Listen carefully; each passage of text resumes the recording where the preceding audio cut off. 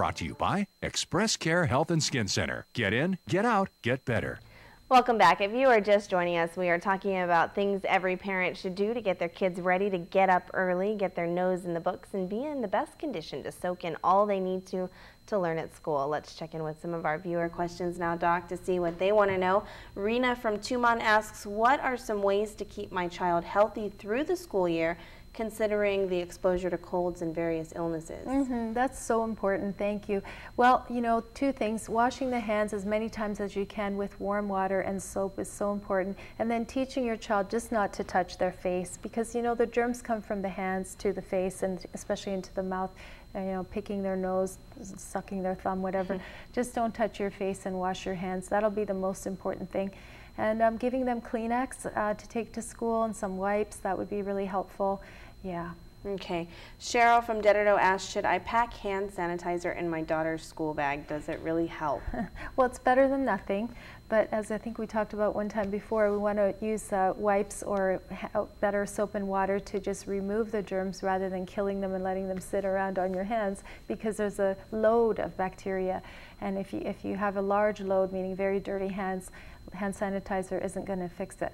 So it's best if they can just take a break and run to the bathroom and wash their hands. Okay. Doreen from Agate asks, I can't always prepare a breakfast for my kids. What are some healthy options I can leave for them before I go to work? That's difficult. But you could put yogurt out. You could cut up some apples with peanut butter, a muffin. You could make a very healthy smoothie that you put in the refrigerator in the morning. So with mango and banana and maybe some almonds for protein in there. That's very healthy and tasty and quite quick for the children. And you could have that ready. Sometimes a little bit of protein, some cheese in the morning might be helpful. It doesn't always have to be a warm breakfast to be a healthy breakfast. Okay, and oatmeal is always a good one, right? It is. All right, John from Jigo asks, how can I prepare my son for middle school considering all the problems with bullying? And we touched on this a little bit earlier. Yeah, so that's a big fear. So giving your child the confidence that, you know, you believe that they can handle it, that's really important. You know that, you know, son, I think you can handle it, whatever comes your way, but I'm here to listen to you no matter what. And these are some of the things that might come up. You know, somebody might say, might taunt you or might call you bad names or might tease you, and how would you handle that if that happened to you? And then you can talk about different strategies.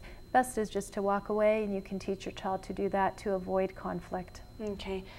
Vic from Chalampago, another question we touched on earlier, how much sleep do kids need that's considered a good night's rest? Okay, so yeah, like we were talking about, 8 to 9 hours is a good rule of thumb, maybe even 10 for the very youngest children, but 9 hours for your teenagers, 8 for the rest. Okay.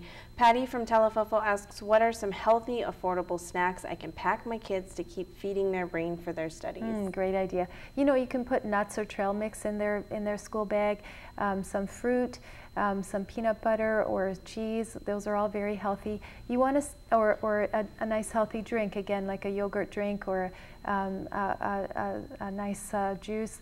But you want to stay away from the sugary drinks, especially soda and the junk foods, candies, cookies, and chips. Okay. Anything else that we haven't talked about or that you really want to stress to our viewers as they begin preparing for the school year? Well, we all want our children to do really well in school, and I think setting the expectation at the beginning of the year is really important there too. Say, son or daughter, at the end of the year, what do you want to say about how your school year went? What are the words that you want to express? Okay, my school year was fun, yes, but it was also productive or educational, or I made a lot of new friends, or I overcame shyness, or I got straight A's. Maybe not straight A's, maybe your child isn't the best student, but maybe they've improved from last year. So you set that goal of, at the end of the year, this is what I'm going to have achieved, and that will give them a target to shoot for. Okay, sounds good, Doc. Thanks so much for coming in and for all the great advice as well. I'm sure all the teachers and administrators and everybody else that are preparing for school are appreciative that you've passed this along.